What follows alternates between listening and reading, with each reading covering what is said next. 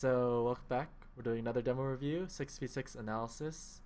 Watching another Squidder POV again from season 14. So he's playing with Apocalypse Gaming versus Classic and Mixup. Can you tell me the demo number? I do not know the demo number. 337 something. That's probably not very helpful, is it? Oh, I got it. Okay. So I'm in Mumble with Squid again, and he's just gonna keep talking through, what he's thinking about and give us some insights into the game. Anything's useful. I know a lot of you guys have been requesting for scout POVs, so hopefully this helps out. So Squid, earlier you were saying that your role on the team is a caller, right? And then you were also, I feel like you were taking a lot of the Ubers in and yeah, it's not, don't make it seem like I am the combo. That wasn't the case. It's a team, there's no scout is going to be in command of every Uber in the whole team. Like, right. It was more heal focused plays and Uber focused pushes. That's the thing, like, heals are only as good as what you get out of them, and on this team especially, for whatever reason, I felt very comfortable sucking up a lot of the heals, which puts everyone in a worse position. So don't do this if you're not gonna, get something out of it. Like Sweater, especially, I know he was. I don't know where I would put Seagull on the spectrum. Definitely low down there with Sweater, but I think Sweater was really starved with heals this season, and it wasn't bad. Like, it wasn't horrible. It's just it's a different way of doing it. Like, if you don't need your demo to put out as much damage as the other demo, maybe this can work. Well, the way I like to think about it is that the medic only has so many heals he can put out per second, so he has to allocate where he wants to put his heals, and if he's choosing to heal his scout more, then other people are going to have to suffer. But so you play more with the combo, we'd say. Is that fair to say? Yep. Okay. You ready to go, Squid? I'm at tick 291. I'm at 600. Okay, keep doing that too. I'm really slow to pause, so. Alright, I should also say, while we're doing a demo review, this isn't the be-all and end-all of playing Scout or TF2. Like, there are players, I could definitely name some, who would, who could watch my demo review of my own demos and, give you insight that I've missed, or make better points than I have, point out better plays I could have made. So it's not take everything with a grain of salt, do what works for you at the end of the day. These are just suggestions. That's totally fair. Okay, I'm ready if you are. Okay, let's go in 3, 3, 2, 1, go. Good synchronized countdown. So what are you looking for on this mid in particular? This is Metalworks. I'll kind of remember when I see it. This is a regular season match, by the way. I'm going top left, which means I expected the demo to come top right, which wasn't the case. Oh yeah, that's embarrassing. So that was, there's nothing to say about that. Just don't do that. Don't eat 2 stickies in a roller. Sure. I was kind of tunnel visioned on looking for an opportunity to jump forward and get him to jump in Soldier's face and shoot him, but never got that chance, and I got spammed to death. So 0 presence. That's not what you want to do. Our control point is being If anything, it was a present for them that you died. Good one, son. Sniping on last again. I don't think I've had as much success on really any map other than the Badlands sniping on last. Obviously, there are people who do, like, you see in frag clips all the time. People are defending last and get like a 5 hit or whatever. I'm more of a fan of just charging up, going for the first body shot you can, and then switching. So, here, miss the medic. I'm looking to see if I can get someone who they didn't flash in. I hit the demo through a lot, so it was worth my time to wait there. I would have ran the moment I saw that Pocket Soldier rocket jump, but because he didn't rocket jump, it was kind of like, I have the opportunity to charge up another shot and see what I can do. Yeah, I think like general rule of thumb I've heard for most last points is when you're on sniper, one shot and switch. But looks like you got some extra time there to chill it out, get another shot. So it looks like you're pushing mid now with Uber. Yeah. I wish I could see the scoreboard, but I think we have a soldier pick, and this is all about making room. Like, I thought a scout on that zone at one point, but you saw there was no hesitation. It's just get in and trust that your team's behind you. There's no room for being a little bitch there. You gotta know that you gotta have a lot of trust in your team. And here we see like, shit, we're down 2. Oh god, don't tell me. Yeah, this is bad news written all over it. Yeah, we got the med. That was horrible. Too many missed shots. But we were down 2. It was 4v6, and we had Uber advantage. So instead of saying let's back up and hold this, we said, you know, let's get in there, let's pop the Uber, let's get on the medic. I thought I had an opening, and I did, but I missed too much. So, Make me dizzy there, Squid. yeah, it didn't end up working out, but I think that's a play that probably would be desirable to repeat. Well, the idea was there, which is pop the Uber, get the medic down, and then try and get out with it. Yeah. I don't know if we were planning on getting it. The second is changed, I think. I think it's. It is a little bit different. It's got Okay, yeah. it's got a little like overhang there now. The overhang is removed. Sorry. Sorry guys, I keep clicking outside of my screen. It's making things I don't worse. know if you can still do this at all. Can you still stand up here? No, you can't stand there anymore. And actually, that little awning above the window on the right is not there anymore either. So. Been changed a little bit. I guess they thought it was too easy to defend from this high ground over this choke. So they wanted to make this push a little more viable. You see a lot of teams going out of the alleyway there. So Boyd got backstabbed. As you can see, I played no part in identifying that spy. So I probably wasn't being quite as aware enough. You wanna, you know, just look around. Watch for jumpers, watch for the spy. I noticed you're out peeking a lot. You know, you're keeping your crit heals or at least keeping high health. You're not really looking to chip at them or anything. You're just kind of chilling back. Yep. This is Actually, now that I think about it, I have seen this POV of you, and I actually watched a little bit of Kapow too, and I've noticed that in general on this map, you guys like just chilled out a lot. You know, like a lot of your players actually were taking a lot of heals, just kind of waiting for them to make a push and keeping high health. yeah, I think that's kind of a product.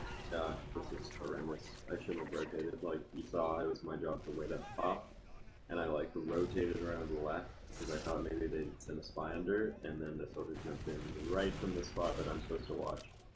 So, you know, definitely make sure that if you have a job to do, like you're watching a spot or you're protecting someone, like a demo who's putting a sticky trap up, don't just leave without saying anything. That's a recipe for Uber, like we just saw. So here, I see, okay, the combos on the flank, that's where the heals are.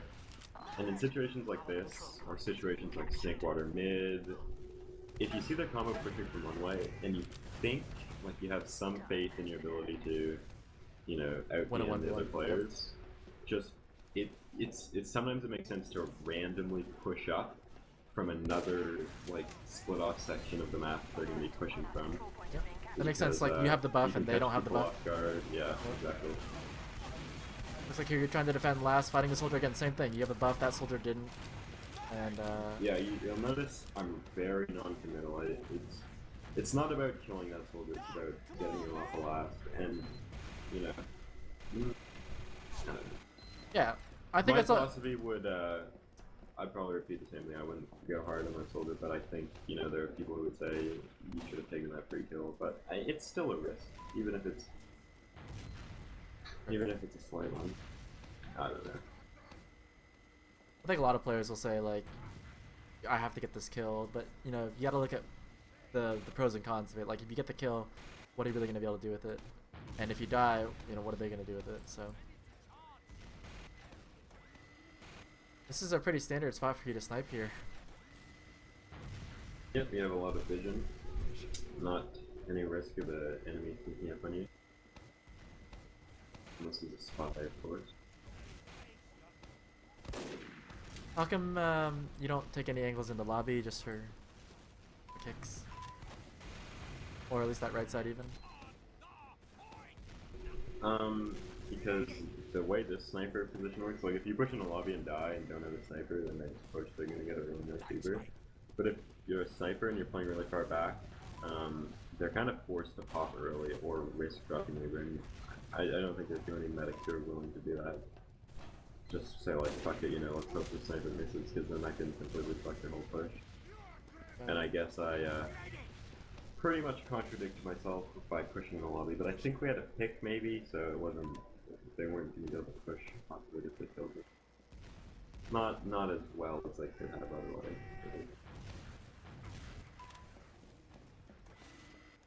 You guys actually turn a pick there onto Hard Blue, and now you're switching over to Scout for the potential of pushing out. But you guys also still have the heavy, so Yep. big point goes down, and you're just going to be looking around for jumpers maybe to come back in on you. And it looks like they're going to take their Uber straight into you guys. We are a little bit late. That's okay. Yeah, 5 and go for a little bit fun. So, we had a good milk there, as you saw, like, really pop.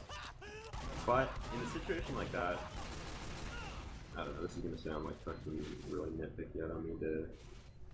I think I just milked that really well, but I think that would have been a good place to, instead of like trying to milk the extra 2 seconds, accept that you're going to pop eventually, and push into them, like an Uber in, knowing that you still do have a better Uber, and you'll be in a better position to like be closer to their medic. But you know what I mean? Like instead of kiting them and then popping, instead of kiting, just walk straight into them and pop, and then. Right. If you know you're gonna force it eventually, sometimes it's better to just skip behind them and try and. Your Uber will be in a better position closer to the enemy team than it will be. They'll be too far away sometimes for you to do anything with it. I think that's a situation where I probably should have asked for that. So. Looks like again, same thing. You guys are you're pushing mid, and you're gonna be trying to take up a lot of space. The soldier gets caught out. He should get caught out. You saw I was playing very. I played that really, really slow. Very methodical, very low risk. This is like, where does that aggression come from your team then? Would it be from the soldiers of the demo? What aggression? If everyone's just playing super conservatively, or is there one person trying to create space, like trying to get aggressive in their face? It's like a wave kind of washing over control point. Like we all move up in a line. It's not like a zigzag. Soldiers jump in and then jump back, and then we run in the field. It's just like a slow push, and we don't do it 66. We make sure we have a push, and because you do it so slowly, the other team, you don't get like 2 control points out of it. It's not like we ace them and then roll them last. It's like they kind of sit there thinking, it's 5v6. We should back up. This isn't our fight to take. There'll be another one. So it's kind of like I don't know. No, I understand. It's just taking the 3 point. Yeah. You get the demo man down here, actually. This is a great cleanup opportunity. Yeah, I'd be surprised if I chased that. Okay. It's good though that one of you guys died. At least you had the chance of getting it, and if you don't get it, then Capal will be up. But. Yep.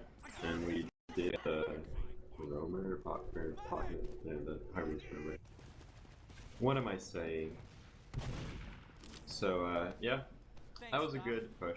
But we're kind of in a similar spot to how we were on mid, where both teams have similar Ubers and we're stalemating. But you saw playing it so slowly and so methodically, and not getting any greedier than what we can, not being greedy for any more than what we can get for sure. It kind of got us a free second there. And this is a situation you have to focus the heavy. The heavy has the biggest damage output by a gigantic margin when he's right next to him. So if you have Uber and the heavy doesn't, just say to your team, focus heavy, and that's what everyone needs to shoot at. And I think, I don't know, maybe they were pretty far from Uber. I thought they were even closer than that. But obviously they didn't have it in time, so that's why we chose to ignore the medic. But if they were closer, it probably would have been better to shoot the medic. Looks like on this mid, these jumpers really aren't a problem for you guys. Actually, the soldiers are pulling pretty far back. You guys are just pushing into them. Both soldiers go down. The combo's in a lot of Yeah. trouble from that low ground, so they're gonna back off. Kind of sucks that we had a bunch of people playing up and going with their medic. That's a situation where being further back than where your team is fighting is good. Like, my team didn't need me to kill those soldiers, or I didn't need Kapow or whatever. Like, at the end of the day, we didn't need all those people, so somebody needed to take responsibility for defending the medic. And a scout's good at that. It would have been good to have someone playing back. Yeah, I've seen a lot of play from scouts where they're always trying to push forward, always trying to make a play happen, and you're very different. As I say that though, you're making this play happen here. That was really good. But Wow, you're way ahead of me. You're like 2 seconds ahead of me. You should just pause. Oh, I am? For like Okay, we'll reset. 1 second. No, Yeah. no. SLIN, don't do anything. I don't think you can. Just go to your demo UI, press pause, and unpause. Like, that's shit back quickly. should be good. I'm watching Kapow's POV right now. Yeah. Perfect. Should be good. Not that big of a deal. Anyways.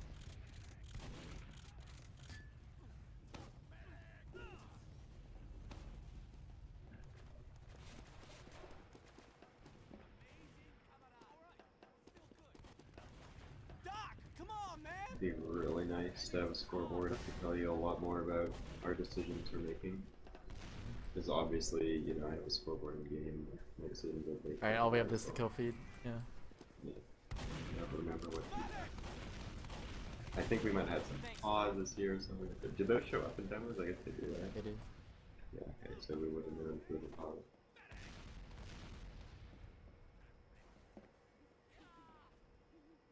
Wanna fast forward past this? Yeah. Okay. I'm just gonna go 400, 600% speed. I'm at 57,000 exactly.